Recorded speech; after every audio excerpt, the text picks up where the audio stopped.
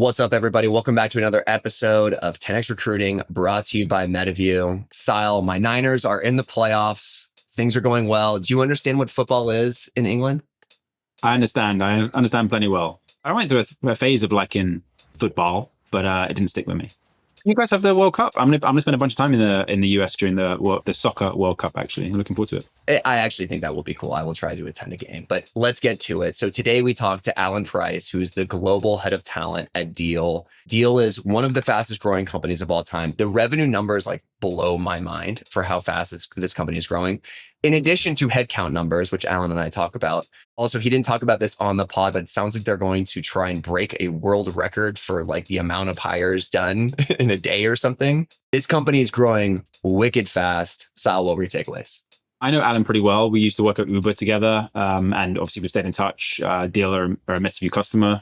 Biggest takeaway that was sort of reinforced during this episode, but I know it all too well, is I think Alan is a fantastic embodiment of essentially being all in as a recruiting leader, i.e., no sense that we're the victim of the business wanting to grow fast and therefore we have to do all this stuff. No, he is amped. Okay, we're going to go try and grow fast. How can we build some type of framework to make it happen? How can I be part of the solution? And I know personally, again, just with my interactions, with my relationship with Alan, he is on the end of a text whenever the CEO of Deel needs something and will reply at all hours. And just I think he really embodies that, in the boat together, as opposed to slightly outside the boat, annoyed that the boat is having to go so fast, which sometimes you see in certain recruiting contexts. So that's why I think that was really reinforced in this episode. My first takeaway, kind of on the same thread as you, is that when they put a V or a C in front of your name, they own you. So that was told to me by DoorDash's chief business officer as I was progressing throughout my career. And that was when I was a director. I didn't get it. I was still kind of Sundays, I wouldn't check my phone and stuff like that. When I got to Card, I got it. And essentially, at the beginning of this pod, you'll hear Alan talk about it's been a year, I'm tired. And we kind of laughed about it in a jovial way, which was well, too bad you don't get to be tired in your role. I talk to people about this all the time. When they become leaders, one of the things that you don't understand until you live it is there is no such thing as work-life balance. It's all life. And you're working a lot. And that's just the name of the game. And like you said about Alan, he is uniquely energetic all the time, all the way in and down for whatever it takes. And I think from a model of energy, part of recruiting, you got to bring juice. You are on the phone all day. You got to hype people up all day long. And I think Alan does an amazing job of that. So that was my first takeaway. My second takeaway is high touch is optional, not sacred. So this is now the second time in a little bit different of a form that I've heard it in the last 6 months. But I think this notion that every candidate needs a white glove experience is going away in the era of AI.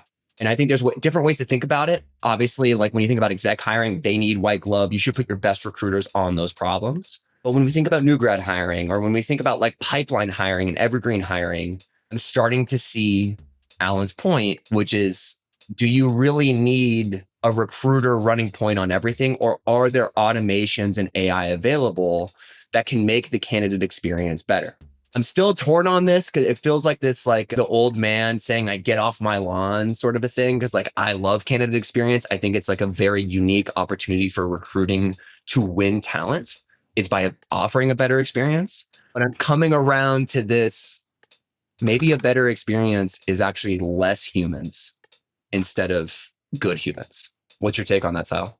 I think I don't want to be boring and say it sort of depends, but it does depend. I think AI will play a role in a phenomenal candidate experience, including things where AI does things agentically and autonomously. So there's not a human involved in the intro. So yes, in that sense, I definitely agree. I think the place where not obsessing over candidate experience can really hurt you is when you have a candidate you're really excited about and they go somewhere else and you think, did we do everything we could to win that candidate? And if your answer is no, then you're going to want to change what you do next time. And so I think it's on the margins that becomes under a lot of stress. And I think when you're hiring thousands and thousands of people per year, you probably should focus on, did we hire thousands? And you cut your cloth accordingly. Whereas if you're, as you say, an exec recruiter and thinking, did I hire that one, C-suite or VP level person who just changed the game for us? You'll cut your cloth differently. And there's a whole spectrum in between, to be clear. It's not just either that, this or that. There's a spectrum. I think the future is mixed. And I do think actually candidate experience will significantly improve net as a result of AI, partially because the human in the loop will be much higher leverage. Only when you really do need that human touch will you need to call on a human to do the work. Well, let's get to it. We got one of the best in the world today. So without further ado, here's my conversation with Al. This is 10X Recruiting, a podcast from MetaView. Let's get after it. All right, Alan. So you've had quite an incredible 2025. So you've been at Deel now for 3 years. You guys just hit $1 billion in ARR. You guys just hit $100 million of revenue in a month. How are you doing, my friend? How are things going over there? Oh, fine and dandy. Yeah. It's good. It's the numbers are a bit revised since we promoted them. They've gone up, right? Most companies revise. When you say revise, I think going down, but with you guys, it feels like it only goes in one direction. Yeah, exactly. It's just a rocket ship, right? But yeah, in general, personally, I'm good. I looking forward to a South Africa trip at the end of the year. I think it's going to be enough time to be able to reset and recharge, lick some wounds before we hit it for 2026. Yeah, so I was just talking to Amina about this, who leads talent at Vercel, and one of my takes, just kind of when you reach your level in recruiting, is there actually is no such thing as like time off. Like you're never fully off. Do you agree with that? Yeah, 1,000,000%. And I honestly, like, different people, different styles, but I kind of advocate for it. It's like, I can't be disconnected from Slack for too long. It's my phone. It's like the first icon that I see when I open my phone. And I try and clear the notifications, but then they keep coming back. Honestly, you have to be always on in my view. That's how it works for me. Might not work for everyone else, but it works for me, yeah. So Chauncey Brooks, who was like on the recruiting leadership team at Slack, like back in their heyday, him and I worked together, we're homies. He once told me if they put a V, like VP, or a C in front of your name, they own you. And I've thought about that quite a bit. And it's kind of like this like tension of like, when you get to your level, Alan, you've now earned the right to be an integral part of the business. Well, it turns out being an integral part of a business means that like you need to make sure that that thing runs. You need to know what's going on. And so it's not that you can't take time off, but I think this notion of like unplugging, I don't think it's real for people like you. Like, I don't think it's real for people like Amina. And sadly, I think there's this notion in culture that that's the only way to like take breaks. So like, how do you think about dealing with that thing? I think that there's multiple owners of me, which is difficult to balance, right? But in general, yeah, I think it's like they've just wrapped up the Formula One and the car's going to have a race.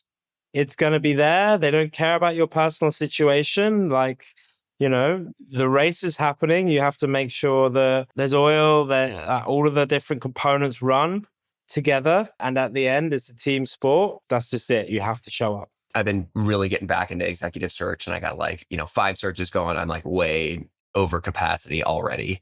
And I took my family to Maui over the Thanksgiving holiday. And I really felt like I kind of went into it with a better approach than I have in years past. In years past, I'd expect to like not be bothered the whole week and not like, and then when you do, you're like kind of like frustrated and upset with that. And my wife is like, what the fuck, Nolan? You told me that we were going to have this vacation. Now what I'm trying to do is set better expectations going into it for myself and for my family. Yeah, it's that spinning plates analogy, right? And honestly, I don't know how this is going to come across, but just because you take a trip to Maui doesn't mean that those plates aren't still at the top of that stick. Those plates are candidates. Yeah. Or hiring managers or whoever your contact is. They're going to keep spinning, my friend. And if you don't want them to smash by the time that you come back from your trip from Maui, then there's some stuff that you have to do, my friend. Totally. And but the learning for me was actually the expectation setting with everybody at the outset. Remove some of the friction later on when I actually like have to jump on for a couple of hours and figure things out. You have to set who's going to spin the plates while they're away, because you can't just leave them at the top. And I think it's like one of those things to where we've earned the right to solve this problem now. Like, this isn't me complaining. I think it's something that people have this anxiety of like, man, I've been burnt. Burnout is like the thing that everyone's talking about. I think amongst recruiting leaders for the last couple of years, right, we went through all these layoffs, teams got a lot leaner. We were expected to do a lot more than in the past. And sadly, like you've now earned the right to solve this problem. Like, congratulations, you're at the pinnacle of your career and you just got to keep going. That's the game. That's what this is. So Alan, tell the audience a little bit about the numbers that you guys hit in 25 and what you guys are expecting to do in 26. At the start of the year, we were doing 200 hires a month over the summer period, which was pretty insane. We ramped it to about 300 hires a month, and we've been consistently on that basis. We've dropped off the last couple of months to like 230 to around 230 a month. When you start to look at multiples on a 1.2 billion ARR. Yeah. You start to get into some big numbers, right? And then how do you then fuel that in terms of headcount? Because obviously you've got to have the sales folks to realize the opportunity. You then have to have like the infrastructure folks around building products, all of these things, right? To be able to deliver the technology, to be able to evolve our current offering.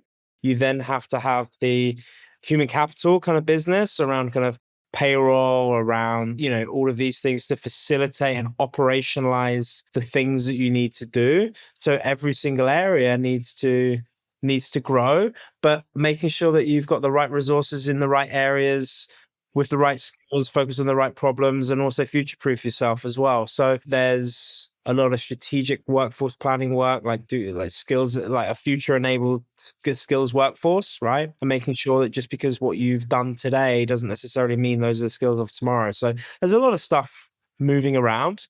But yeah, in general, it's wanting to get up to 300 hires as quickly as possible. And north of that, I think in February, honestly, we're probably do 350. And how big is your recruiting team? 70 people today. So once you take out TA ops, once you take out kind of managers and all of these things, we're around 50. How do you do that? Like, so I always say there's 4 ways to hire somebody: inbound, outbound, referral, and agency. So like, let's break this down for people. Where are your hires coming from? Let's say 20 roles we've got from our agencies. That's it. Okay. So then inbound, outbound, referral. What's the breakdown there roughly? We're around 20% kind of referral, and then the majority is inbound. So that's actually like you guys are at that brand level to where you are driving like a ton of your hiring through inbound.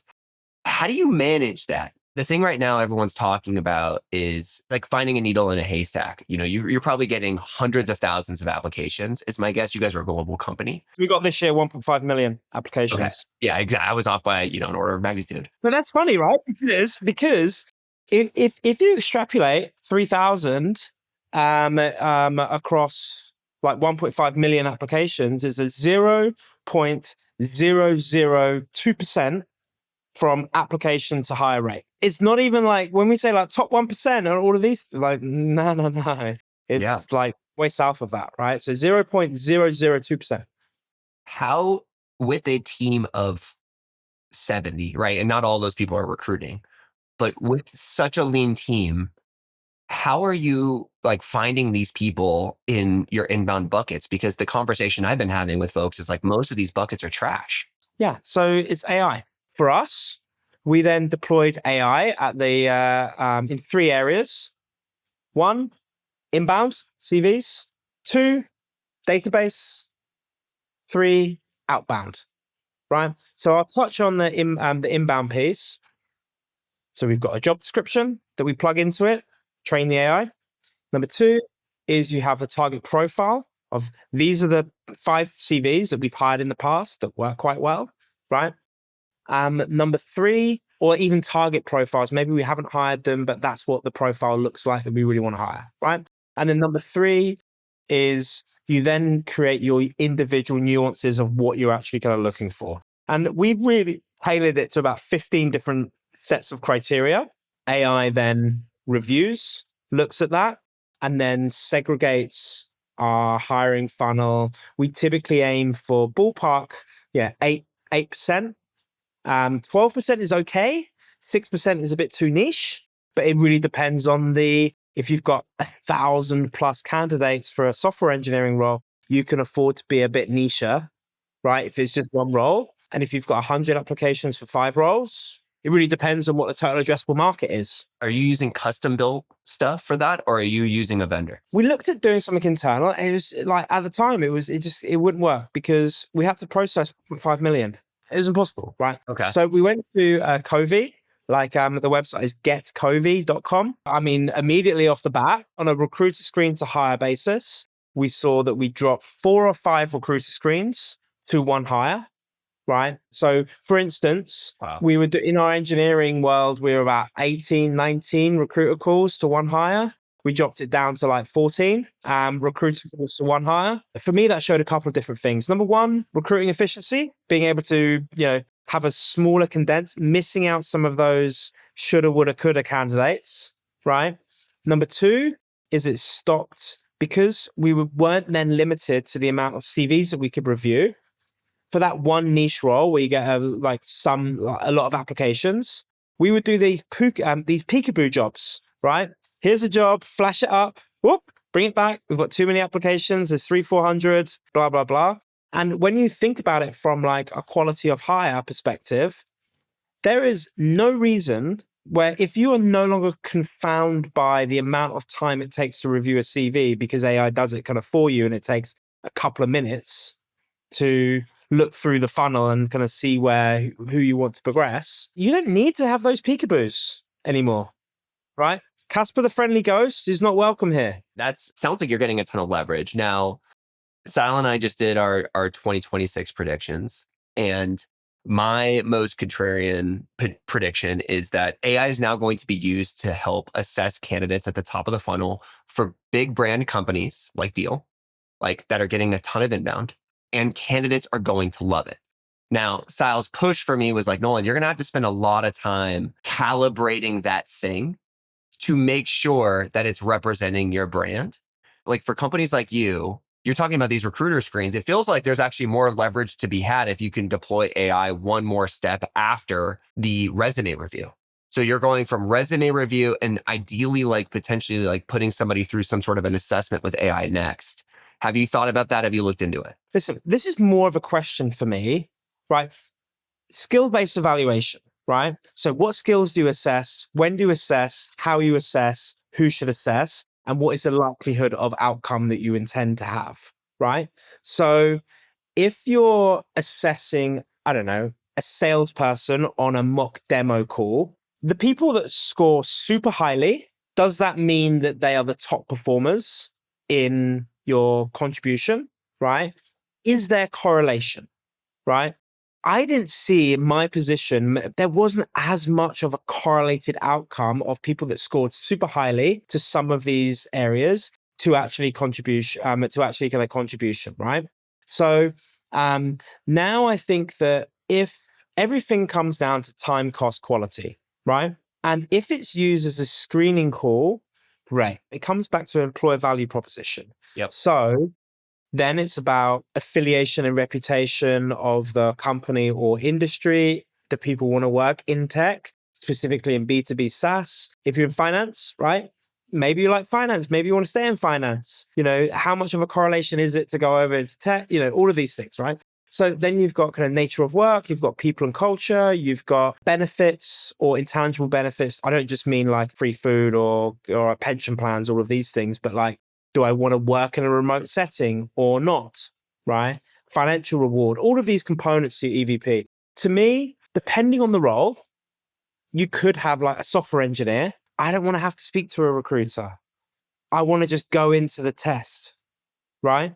And given the choice, if I can move ahead now and do the skill-based evaluation, I'm just going to do it. I don't want to speak to anyone. For a salesperson, maybe they have a similar mindset of just like, put me through, I'm going to smash it. Maybe they also have the mindset of, do you know what? I'm a relationship person. I kind of build and feed on relationships. And therefore I want to speak to people in the organization because I got a ton of questions, right? So it really depends on the area, and it really depends on like the value proposition. So I'd call those two things out. So I don't think it's going to be a single solution solve. Agreed. I do think that if it's used as a screening component, I think it could be interesting. But again, it depends on levels. I remember maybe 3 years or so ago, before I joined Deel, I was speaking to a organization. They sent me a test immediately off the bat. And I was just like, this wasn't relevant, or I didn't see it as relevant to a lot of the contribution that I could then give.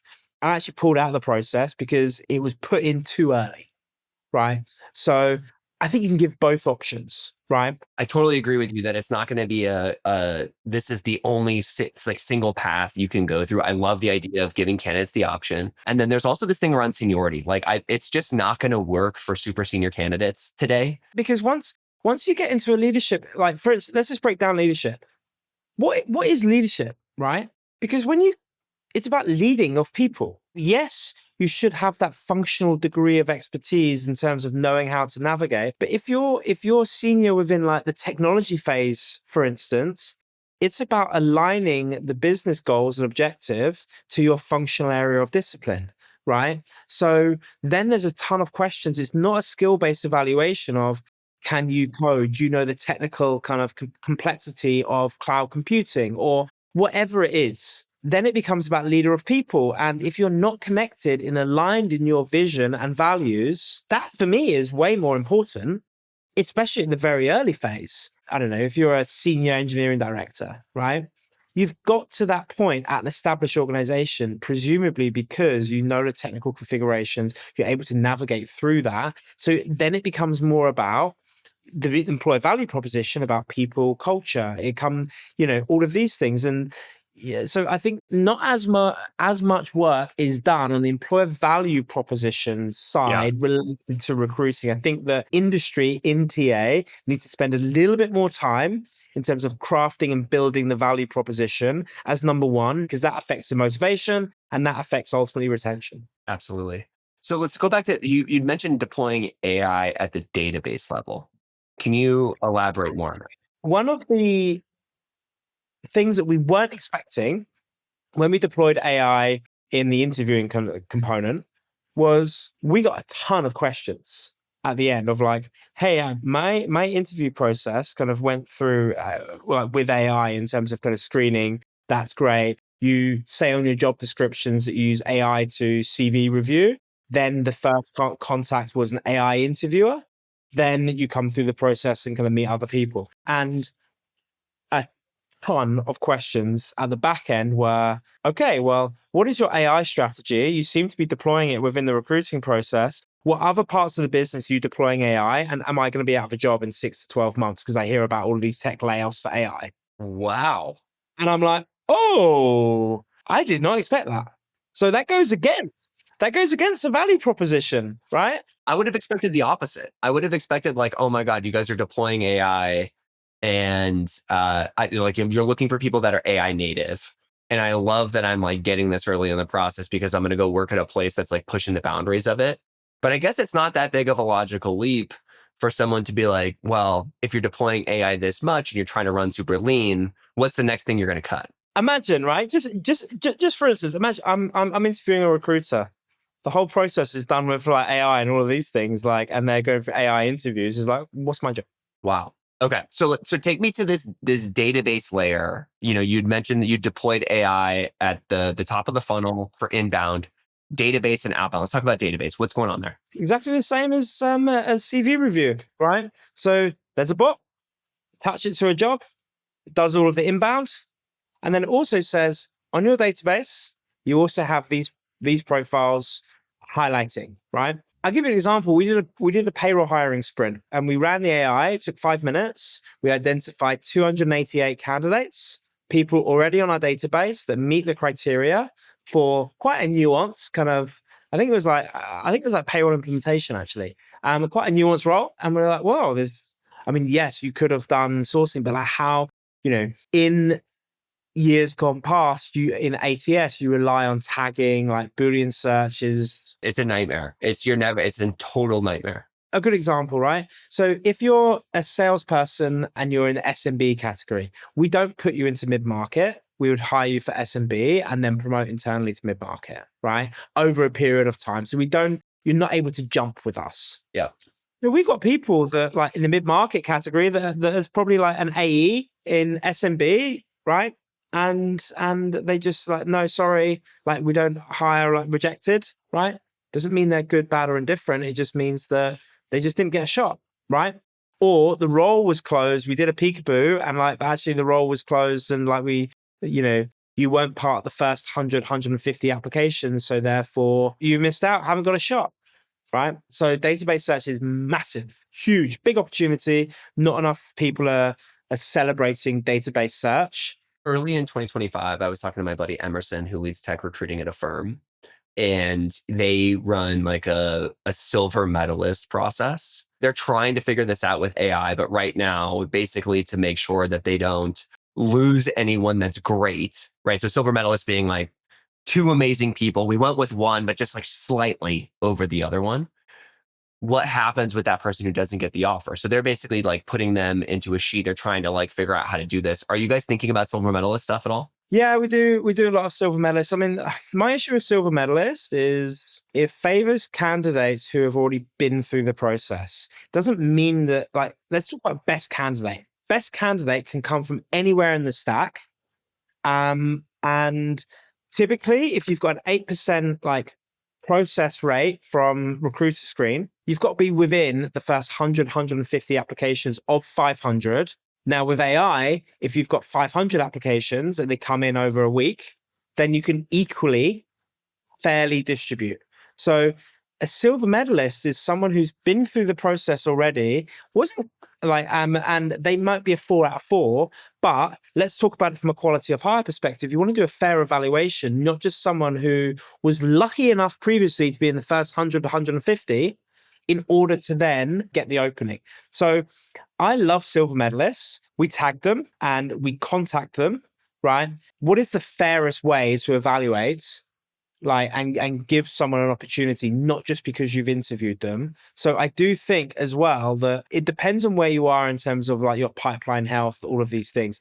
We're lucky, we're quite rich in terms of that. So we can afford to deploy differentiated kind of strategies. I love silver medalists, but I'd also urge a sense of caution as well. Like, let's firstly hire the best candidate for the job and do everything we can to do a fair evaluation, in which if that silver medalist is indeed the best candidate, great, but don't always prioritize. It's like with anything, it's time, cost, quality, right? But I do think that AI is a level setter because I think you can actually have all three. You can find the quality very quickly. And with that, you've then got cost association of me not having to, because of the efficiency, me not having to have a super massive team just to do CV reviews, and then your cost per hire actually goes down. So you've actually got three of the components that I think AI can actually dive into versus historically, like in TA, you've had to pick 2 out of 3. What's novel about what you're saying is like even 6 months ago, maybe 12 months ago, a silver medalist, like they had been through the process. So we've already spent all this time with them, right? The talking point in the past, like literally up until like 6 months ago, was like, hey, we know this person's good. We should figure out a role for them inside the company. What you're saying now is like actually the time piece is being reduced so dramatically with AI. And because you guys are a big brand with a ton of inbound, getting a lot of applications, it's actually like, yeah, maybe we consider that, but we have so much more leverage now that we're getting access to with our inbound that like, let's just take a full step back here. Let's not shortcut things just because it's faster. We now have the opportunity to do both time and quality. That's really interesting, Alan. So I got to pull the thread then with quality. Everybody says quality of hire. Everybody's been talking about, I mean, this has been like the white whale since I got into recruiting in like 2011. Quality of hire. Somebody was just all over I talked to Dan McCarthy about it, who's a talent partner at Paradigm. And Dan and I were talking about this. I think there are ways to solve it, but other people don't think that it's actually measurable. How do you guys think about it? How do you define it? How do you communicate to your leadership team about quality of hire? So our methodology, our mantra within TA is a RISE methodology, right? Raising the hiring bar. Yeah. But RISE is an acronym, and it stands for, so we recruit an inspired workforce that stay and excel.